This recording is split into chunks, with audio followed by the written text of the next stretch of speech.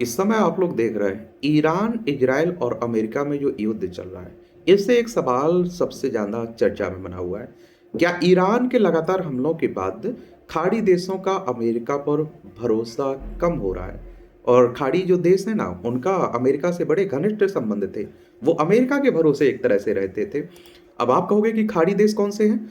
तो फारस की खाड़ी के तट पर स्थित 7 प्रमुख अरब राष्ट्र Bahrain, Kuwait, Iraq, Oman, Qatar, सऊदी अरब, संयुक्त अरब अमीरात इसमें शामिल हैं। और इनमें से इराक को छोड़कर बाकी 6 देश मिलकर खाड़ी सहयोग परिषद की को बनाते हैं। 1981 में स्थापना हुई थी। एक और बात आपको बता दूं, कहते हैं कि जब अमेरिका और इजराइल ने ईरान पर हमला किया तो इनका खाड़ी देशों का से कोई सलाह मशवरा नहीं किया गया था, और सबसे ज्यादा नुकसान भी उन्हीं को झेलना पड़ रहा है। उनका जो तेल था वो भी रुक गया, गैस सप्लाई था वो भी रुक गया है। वो जो बेचते थे तो वो भी चिंता में, उनके क्षेत्र को भी टारगेट किया जा रहा है, ईरान के द्वारा मिसाइलें छोड़ी जा रही हैं। तो आप देखेंगे कि अमेरिका, इजराइल और ईरान के बीच की जंग एक व्यापक क्षेत्रीय टकराव में तब्दील हो गई है। ईरानी मिसाइलें और ड्रोन हमले खाड़ी के अंदरूनी हिस्सों तक पहुंच रहे हैं। वो अमेरिकी ठिकानों से आगे बढ़कर कई खाड़ी देशों में हवाई अड्डों, ऊर्जा ठिकानों, बंदरगाहों, नागरिक स्थलों को निशाना बना रहे हैं। ईरानी हमलों की अब और पश्चिमी नेताओं ने व्यापक रूप से निंदा की, और साथ ही इस क्षेत्र के प्रमुख देशों ने बढ़ते संकट को नियंत्रित करने के उपायों पर विचार विमर्श तेज कर दिया है। खाड़ी सहयोग परिषद के विदेश मंत्रियों ने भी एक आपातकालीन बैठक बुलाई। उन्होंने चेतावनी जारी की अगर अगर आगे के हमले सामूहिक आत्मरक्षा उपायों को जन्म दे सकते हैं, और उन्होंने क्षेत्र को एक व्यापक युद्ध में धकेलने से रोकने के लिए तनाव कम करने की अपील भी की है। और मैंने कहा ना कि अमेरिका ने और ईरान ने जो युद्ध है ना, इस युद्ध को नाक का सवाल बना दिया। अब आप देखिए ईरान भी पीछे नहीं हट रहा है। ईरान इसलिए पीछा नहीं हट रहा है क्योंकि आपने उनके सर्वोच्च नेता को ही मार दिया, खामनेई को मार दिया। अब वो आप मुखिया को मार देगा, वो परिवार कैसे पीछे हटेगा? और डोनाल्ड ट्रंप अगर पीछे हटते हैं तो वो आप देखते हैं कि वो कोई बहाना जरूर देख रहे हैं कि हम अपनी जीत एक तरह से साबित कर दें और हम पीछे हट जाएं। लेकिन वो भी पीछे नहीं हट रहा है क्योंकि उनकी भी थू थू होगी दुनिया भर में, ये आप सभी जानते हैं। और आप देखते हैं कि अभी डोनाल्ड ट्रंप कह रहे हैं कि अरे ईरान पूरी तरह से मिट चुका है, फिर वो हमले कैसे कर रहा है? वहां आपने तख्ता पलट क्यों नहीं कर पाया? वो सरकार क्यों बनी हुई है? ये सवाल खड़े हो रहे हैं। हॉर्मुज स्ट्रेट से जो जहाज गुजर रहे हैं उन पे हमले क्यों हो रहे हैं? फिर ये सवाल खड़े हो रहे हैं। और ये कब युद्ध खत्म होगा ये तो आने वाले वक्त में मालूम चलेगा, और कौन जीतता है, किसे कितना नुकसान होता है, किसमें इसमें अमेरिका को भी भारी तबाही झेलनी पड़ रही है क्योंकि इस युद्ध में अमेरिका खुद शामिल है। अभी तक वो हथियार सप्लायर के रूप में काम करता था। रूस यूक्रेन का युद्ध चल रहा है, उसमें यूक्रेन को वो हथियार बेच रहा था, उसके बदले उन्हें करेंसी मिल रही थी, पैसा मिल रहा था। लेकिन यहाँ अपना पैसा खर्च करना पड़ रहा है। बहरीन स्थित डेरासेट सेंटर से इस बात पर जोर दिया कि खाड़ी देशों ने ईरान के खिलाफ कोई सत्यतापूर्ण कार्रवाई नहीं की, फिर भी ईरानी हमलों में नागरिकों और महत्वपूर्ण बुनियादी ढांचे को नुकसान पहुंचने के कारण भी संघर्ष में उलझ गए हैं। इसके चलते संयुक्त राष्ट्र चार्टर के अनुच्छेद 51 के तहत कड़ी अंतर्राष्ट्रीय जवाबदेही की मांग उठी है। क्षेत्रीय संकट के बढ़ने की वजह से खाड़ी देशों को अमेरिका के साथ अपने सुरक्षा संबंधों पर दोबारा विचार करना पड़ रहा है। और संयुक्त राष्ट्र की बात करें तो यूनाइटेड नेशंस की बात हो रही। 24 अक्टूबर 1945 में स्थापना हुई थी। न्यूयॉर्क यूएसए में इसका हेडक्वार्टर देखने को मिलेगा। और इस समय तो आप देख रहे हैं कि संयुक्त राष्ट्र भी बड़ा लाचार दिखाई दे रहा है। उसके नियम कानून मान कौन रहा है, उसकी अपील कौन मानता है? इसके साथ ही उन्हें भविष्य की रणनीतिक साझेदारियों की स्वरूप का पता लगाने, अपनी रक्षा रणनीतियों पर पुनर्विचार करने के लिए मजबूर होना पड़ रहा है, किन्हें? खाड़ी के देशों को। संकट के बीच अमेरिका और खाड़ी देशों के संबंध है तो अरब के क्षेत्रीय और घरेलू मीडिया ने जीसीसी देशों के अमेरिका के प्रति दृष्टिकोण को अलग अलग तरह से पेश किया है। कुछ मीडिया आउटलेट्स ने रोटर्स की एक रिपोर्ट का हवाला दिया जिसमें कहा गया है कि खाड़ी देशों ने अमेरिका पर हॉर्मुज संकट के गहराने के साथ ही ईरान की को पूरी तरह से निष्क्रिय करने का दबाव डाला। वहीं दूसरी ओर अन्य मीडिया आउटलेट्स ने ईरान पर हमला करने के अमेरिकी फैसले की आलोचना की, साथ ही अमेरिका पर खाड़ी देशों को निशाना बनाए जाने की आशंका को नजरअंदाज करने का आरोप लगाया। इस बीच एक्सपर्ट्स का कहना है कि इस युद्ध ने खाड़ी देशों की अमेरिकी सुरक्षा के प्रति धारणा को बुनियादी रूप से बदल दिया है, और यह खाड़ी देशों अमेरिका के संबंधों के साथ उनके रणनीतिक गठबंधन के भविष्य में बदलाव ला सकता है। और 16 मार्च को अरबी पॉडकास्ट इहाता ने खाड़ी देशों के मौजूदा संघर्ष से सीखे जा पाने वाले सबको पर चर्चा की है। सबकों पर। और ब्रॉडकास्ट में एक्सपर्ट्स ने कहा कि खाड़ी देशों की सुरक्षा की अवधारणा कमजोर हो गई है और क्षेत्र में अमेरिकी मौजूदगी आर्थिक और सैन्य दोनों रूप से लगातार बोझ बनती जा रही है, क्योंकि ईरान अब क्षेत्र में अमेरिकी संपत्तियों को वैध निशाना मानता है। और एक्सपर्ट्स ने बताया कि हालांकि ईरान ने जवाबी कार्रवाई में अमेरिका से जुड़े आर्थिक हितों को निशाना बनाने की चेतावनी दी थी, लेकिन ट्रंप प्रशासन ने तनाव बढ़ाना जारी रखा और जिससे खाड़ी देशों की यह धारणा और मजबूत हो गई कि अमेरिका उनकी सुरक्षा चिंताओं पर ध्यान नहीं दे रहा।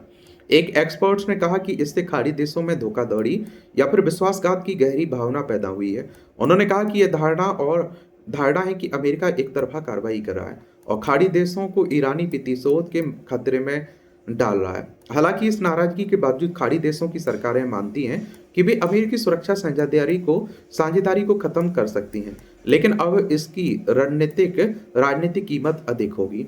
क्या खाड़ी देश नई रणनीतिक साझेदारियों की ओर रुख कर सकते हैं? तो आप देखिए, कुछ एक्सपर्ट्स के अमेरिका के साथ साझेदारी में खाड़ी देशों की निराशा की बात कहने के बावजूद फिलहाल रूस या चीन के साथ नई साझेदारी बनाने के संबंध में उनकी ओर से कोई आधिकारिक बयान नहीं आया। और इहाता ब्रॉडकास्ट पर बोलते हुए एक्सपर्ट्स ने कहा कि अमेरिका की जगह पूरी तरह से चीन या रूस के साथ साझेदारी करना अव्यवहारिक है। हालांकि खाड़ी देशों से उम्मीद की जा रही है कि वे नई साझेदारियां तलाशेंगे ताकि अमेरिका के साथ उनके संबंध अब खास या रणनीतिक ना रह जाएं। खाड़ी देश अमेरिका के साथ साझेदारी को बनाए रखते हुए क्षेत्रीय राजनयिक स्वायत्तता का विस्तार करने की कोशिश कर सकते हैं। साथ ही वो गैर पश्चिमी देशों के साथ चुनिंदा सुरक्षा सहयोग करने के लिए बहुस्तरीय रणनीति अपना सकते हैं। उदाहरण के लिए कतर ओमान ने अमेरिका ईरान वार्ता में मध्यस्थता की भूमिका निभाई है। ये क्षेत्र में अपने राजनयिक प्रभाव को मजबूत करने की उनकी इच्छा को दर्शाता है। कतर के अल जजीरा मुबासिर टीवी ने भी खाड़ी देशों की युद्ध के बाद की वास्तविकताओं पर चर्चा की है और जिसमें एक एक्सपर्ट ने कहा कि खाड़ी देश अमेरिका के साथ साझेदारी को पूरी तरह से छोड़ने के लिए तैयार नहीं दिखते हैं, लेकिन इसके बजाय इस अनुभव ने युद्ध के बाद की योजना और इस बात की अधिक गंभीरता से समझ विकसित करने की दिशा में एक कदम आगे बढ़ा है कि बाहरी साझेदारियां चाहे अमेरिका के साथ हो या अन्य देशों के साथ, खाड़ी देशों की आत्मनिर्भरता का विकल्प नहीं बन सकती। एक्सपर्ट्स ने कहा कि हालांकि खाड़ी देशों ने अमेरिकी ठिकानों पर अरबों डॉलर खर्च किए और जिनके बारे में उन्हें कभी भरोसा था कि वे उनके छोटे और असुरक्षित राज्यों की रक्षा करेंगे, लेकिन जंग ने यह साबित कर दिया है कि जब सभी खाड़ी देशों की राजधानियों को बिना किसी अपवाद के निशाना बनाया गया तो इन ठिकानों का कोई वास्तविक उपयोग नहीं था। उन्होंने कहा कि इससे न केवल अमेरिकी संरक्षण का बल्कि 6 जीसीसी राज्यों को ब्रिटेन, फ्रांस, अन्य शक्तियों से जोड़ने वाले समझौतों के व्यापक नेटवर्क का भी व्यापक पुनर्मूल्यांकन हुआ। ऐसी व्यवस्थाएं जो क्षेत्र पर हमले के समय फायदेमंद साबित नहीं हुई हैं। खाड़ी देशों की प्राथमिकताएं, या आप देखिए, कई प्रेस रिपोर्ट्स में इस बात पर चर्चा हुई कि खाड़ी देशों के लिए संयुक्त रक्षा को मजबूत करना वर्तमान में सर्वोच्च प्राथमिकता बन गया है। लेखक अब्दुल्ला अहमद अली ने क्षेत्रीय खतरों का सामना करने के लिए खाड़ी शक्तियों के एकीकरण का आह्वान किया है। अमीराती अखबार अल खलीज में प्रकाशित एक लेख में उन्होंने कहा कि वर्तमान संकट से यह स्पष्ट होता है कि आधुनिक युद्ध का आकलन अब केवल सेनाओं या फिर विमानों की संख्या से नहीं होता बल्कि किसी राष्ट्र की बैलिस्टिक मिसाइलों, ड्रोन और साइबर हमलों से जैसे जटिल खतरों का मुकाबला करने में सक्षम रक्षा प्रणालियों के निर्माण की क्षमता से होता है। लेखक ने यह भी सवाल उठाए, क्या खाड़ी देश अस्थायी खाड़ी समन्वय से वास्तविक स्थायी एकीकरण की ओर बढ़ पाएंगे? इस बात को दोहराते हुए लेखक जासिम अल मलिकी ने खाड़ी देशों की सैन्य शक्तियों को एकजुट करने की अपील की है। कतर के अल सार्क अखबार में प्रकाशित एक लेख में उन्होंने कहा, संयुक्त खाड़ी सैन्य बल स्थापित करने का मतलब हर देश की राष्ट्रीय सेनाओं से एक एकीकृत सेना बनाना नहीं, बल्कि एक एकीकृत रक्षा प्रणाली का निर्माण करना है। उन्होंने कहा कि आधुनिक सुरक्षा चुनौतियां अब पहले जैसी पारंपरिक नहीं रही और इनमें आप देखिए अब बैलिस्टिक मिसाइलें, ड्रोन, साइबर हमले और समुद्री खतरे शामिल हैं। ये ऐसी चुनौतियां हैं जिनके लिए किसी एक राष्ट्र की क्षमताओं से कहीं अधिक सामूहिक प्रक्रिया की जरूरत है। अब बात आती है, क्या खाड़ी देशों के ईरान के खिलाफ सैन्य कार्रवाई करने की आशंका है? जैसे जैसे संघर्ष बढ़ता जा रहा है, खाड़ी देश खुद को एक ऐसे युद्ध में घसीटे जाने के डर और आत्मरक्षा के अपने अधिकार को सुरक्षित रखने की जरूरत के बीच फंसा हुआ पा रहे हैं और जिसे उन्होंने शुरू नहीं किया। खाड़ी देशों की प्रमुख प्राथमिकताओं में से एक ईरान के साथ सीधे युद्ध में घसीटे जाने से बचना रहा है। पिछले कुछ हफ्तों से कई एक्सपर्ट्स और गल्फ ऑफिशियल इस बात पर जोर दे रहे हैं कि खाड़ी देश जंग का हिस्सा नहीं है। हालांकि जैसे ही ईरान ने ऊर्जा ठिकानों को भी अपने टारगेट में शामिल किया, खाड़ी देशों ने आधिकारिक बयानों में दोहराया कि वे ईरानी हमलों का सैन्य कार्रवाई के जरिए जवाब देने का अधिकार सुरक्षित रखते हैं। 19 मार्च को सऊदी अरब के विदेश मंत्री फैसल बिन फरहान ने ईरान को चेतावनी दी कि उनके देश और अन्य खाड़ी देशों पर हमलों को बर्दाश्त करने की एक सीमा है।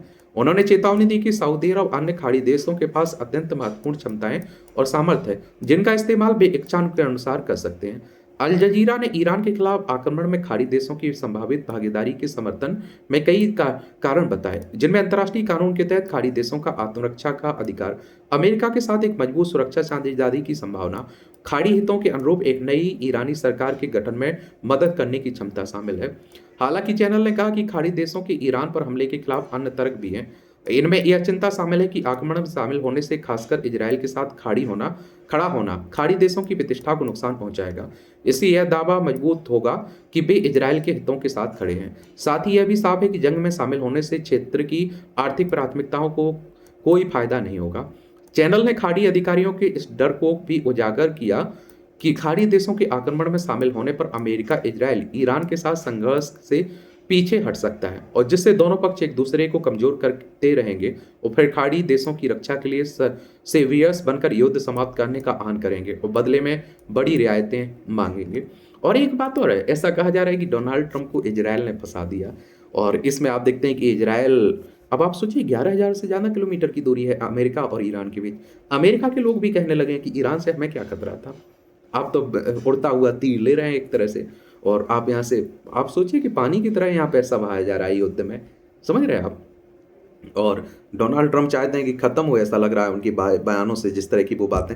आप सोचिए, एक टाइम उन्होंने रूस पर प्रतिबंध लगाने की बात की थी ना, तेल खरीदेंगे भारत पर प्रतिबंध, रूस से तेल खरीदेंगे। उन्होंने हमें धमकी दी तो हमने ईरान से तेल खरीदना बंद कर दिया था। उन्होंने दुनिया भर के प्रतिबंध लगाए थे। अब वो कह रहे हैं ईरान तेल बेच सकता है।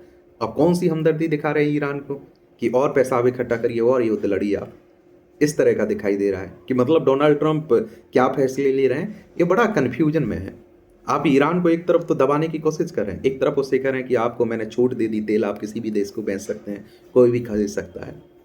बाकी इस युद्ध पे आप क्या सोचते हैं, आपका क्या नज़रिया है, आप लोग ज़रूर बताइएगा। धन्यवाद।